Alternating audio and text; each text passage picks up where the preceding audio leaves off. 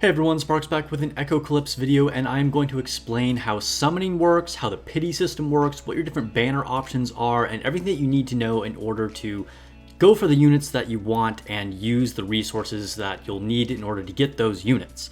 So the first thing that I want to point out is the first appearance banner. So this is a really cool function in Echocalypse that I haven't seen in a lot of other games, but you can do this thing where you do a 10 times summon, and you won't get those units right away, but after you complete, I believe it is chapter 12 of the main story, then you will have access to them. So you get to pull them earlier on, and then once you actually pass chapter 12, then you can claim them. So the really cool thing about this is that each of these 3 10 times summons will have a guaranteed SSR in them. So beyond the handout unit, everybody gets the 7-day login bonus to get Fenriru, however you pronounce her name, and you can also upgrade the main character to SSR eventually. You get these selection banners. Now, not every single unit is on here. There are a lot of limited units that won't be on here, but there is a good pool of, what is it, like 8 different SSRs on here. And you can see I've already done my first pull, and this is actually a really good unit. So from looking at kind of what these unit skills do, I think this might actually be the best unit in the game. She doesn't look as spicy as a lot of them do in this game, but she has some really good healing capabilities. So I think this is already a win. And then you can see, of course, you're going to get a bunch of other SRs and rares on it. So let's go ahead and do the second round of this and see what we can get. We are probably guaranteed to see Orange Spark here, right? Because we were guaranteed to get an SSR. Yep, there's our Orange Spark. And we are going to get Garula. Okay, so Garula is not great, I don't think. Although I've been doing a lot of research and looking at different tier lists, she is never spoken of highly, so she's probably going to be a skip. And then, of course, we're getting some other potentially new SRs and Rs along this as well. So what's really tempting me about Dana is her really strong healing abilities, although she's kind of like a mid-tier unit overall from what I understand, but could be really, really good just, you know, as a support unit. And then what could be good for Garula is actually that she has a link bonus, which if you don't know what that is, I'll explain that more in a later video, but she gives a link bonus to one of the favorite characters of mine that I'm going to be pulling for here towards the end of this video, which is Nile. So that might tempt me into taking that one just to give Nile the bonus. Alright, but let's go ahead and do the third summons. See what SSR we can get here. Orange Spark again, of course. Kiki, alright. So, Kiki, man, she is spicy looking. She is SS tier in the design, maybe one of the best looking units in the game. She's a DPS unit. I think, again, she's kind of the mid-tier unit overall, but could tempt me into taking her just from like an aesthetic point of view. I don't know. That's definitely the most waifu of these 3 options, and she is a strong DPS, I understand, into like about the mid game, but I think I don't know. It's gonna be, so Dana is a really good healer. Garula could give one of my favorite units a bonus, and Kiki is like a decent DPS and best visually speaking. We'll see what I choose later on. Let me know in the comments below what you vote for. Which of those 3 should I get after I get to chapter 12? Alright, anyway, the next thing that we want to talk about is the weapon banners. So in Echocalypse, you can summon for both units and weapons, and you won't unlock these weapon banners right away. They're called, what are these called? Artifacts, and once you get to a certain point in the campaign, then you're going to go ahead and unlock these. You can see this is the standard banner here on Ancient Amber, and we have 2 different SSRs that we can get. And if you look at the probability, you can of course get some SR weapons as well as some R artifacts, and then you can also get fragments of these things. And I don't know exactly how this is going to work. I assume if you collect enough fragments, then you can build that whole weapon.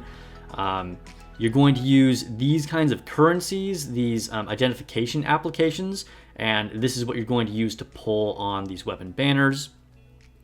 And of course, you can exchange these things for those identification things as well. So in the Golden Flower shop, I think these are called Iridium Morphite. You can use, this is like the most valuable currency in the game because you can use them to exchange for all the other currencies, including things to pull for the weapon banners and for the unit banners, which I'll show you in a second. So Iridium Morphite is super, super valuable. And just being able to exchange it, you can exchange it for a bunch of other things, but pulling on the gacha for either weapons or new units, probably even more so, is going to be probably the best use of your Iridium Morphite. You can see also we currently have a banner here for Mjolnir, which is pretty cool. And then it's going to take one shard to do a or one of these cards to do a one-time summon, and then 5 of them, of course, to do a 5-time summon. And the cool thing is you're guaranteed to get one of these SSR things if you do up to 5 summons. So it is forgiving in that manner. But okay, the other cool thing about this is on the normal banner, you'll get 1 free summon per day. So let's go ahead and do our first summon here. I just gotta tap on this crystal, I think. I've never done this before, actually, pulling on these weapon banners. Looks like we're getting a purple glow. Leviathan. Okay, so I think this is a whole weapon. We did not get a fragment. Okay, cool. So Leviathan, we got an SR weapon. This is actually really, really good results, okay? So other than getting one of those full-on SSR weapons, I think this is one of the best results we could have gotten. So very cool. Okay, let's go ahead and now take a look at the unit banners, which is honestly what everyone's probably most interested in, right? So when you get to the unit banners here, they are case. All the units in this game are called cases, and so you're going to draw, and so they're case draws. That's what this is called. So again, you can use your Iridium Morphite to exchange for the currencies you need for this banner here. The actual currency for pulling on this is these like red crystal things. So you're going to have advanced draw as soon as you unlock the ability to summon for anything. You can do 1 times or 10 times summon. You can see it's highlighting Bastet and Audrey here. Audrey is a pretty strong unit from my understanding. And the cool thing about advanced draw is you'll see in the upper right now, it says I have to perform 98 more times to get draw calibration unlocked. So advanced draw is not something you probably normally want to be summoning on a lot. You want to be doing the limited banners more, just like you do in most of these games. But I am incentivized to eventually pull on this to unlock this draw calibration. And the draw calibration is going to be like a wish list where you can put any units that you already own on that draw calibration. And then that's going to really increase the value of doing these advanced draws.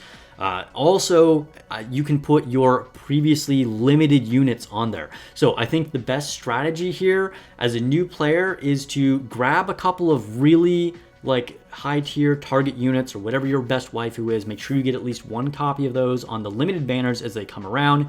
And then once you have those, then start pulling on the advanced draw to unlock the draw calibration, and then add those favorite units that you have to that calibration, and then you can pull them more to get duplicates that way. So really, really cool function there. Love to see that kind of thing available. Okay, so then you have all of your limited banners here.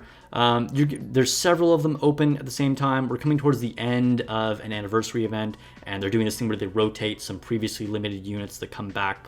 Like there's like 2 different units every week right now, and we are in the last week. I'm going to do some more pulls for Nile. I did a couple of them in the last video, and I gotta try and pull for her now. But before I actually start doing my pulls, I want to talk about draw weight and how the pity system works here for these units. So you can see in this little help message here that draw weight is going to increase your chances of getting an SSR every time you draw and don't get an SSR, okay? So you can see that I've already done several pulls here. And so my current draw weight is at 46, okay? So we're getting pretty high here. Once you get to draw weight 50, that is going to guarantee you an SSR on your next pull. However, that does not guarantee you the rate up banner SSR, but just some type of SSR. Then once you get to 250 pulls, that will actually hard pity the banner unit that you're going for. So basically 5 10-time summons or 5 multi-summons are going to guarantee you some type of SSR, and then what is it? 25? 25 10-time summons is going to hard penny that unit. That feels a little brutal, but hopefully we can get there. I do like that every 5 summons you're guaranteed to get an SSR. That feels pretty good to me, honestly.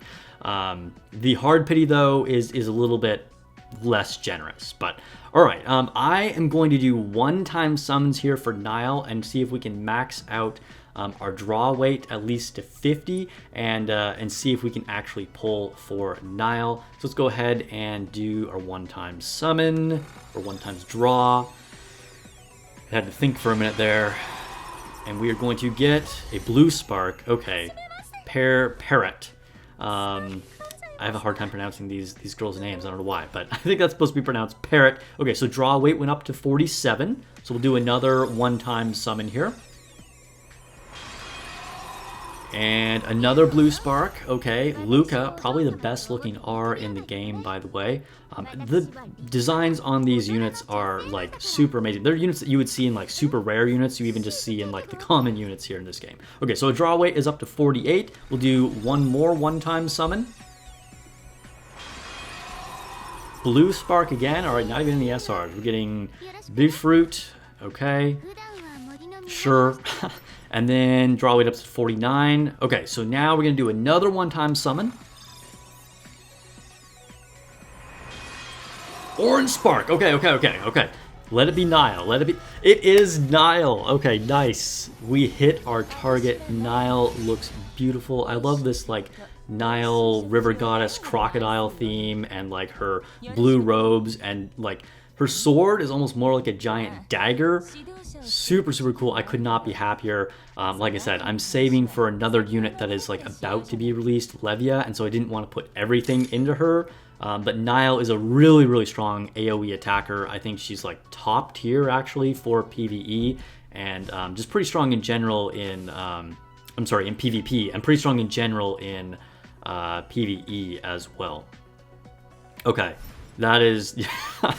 Yo, I am so happy that like that 50. So now you can see our draw weight returned back to 0. So if we were to pull again, we'd be starting over with the normal rates, and they'd increase all the time every time we did draws after that. Okay, I think that's all I really need to show you about summons. Let me see if is there anything else I'm forgetting here. We can see some other banners that we have up here. Alright, I think that's it. Well, thank you so much for watching, guys. Hopefully this explained everything that you need to know about summoning. Let me know if you have any more questions in the comments below. I'm still having a ton of fun with Echocalypse, and it is definitely becoming my secondary game. Looking forward to the global launch. However, I would encourage you to just dive in and start playing on the C server like me.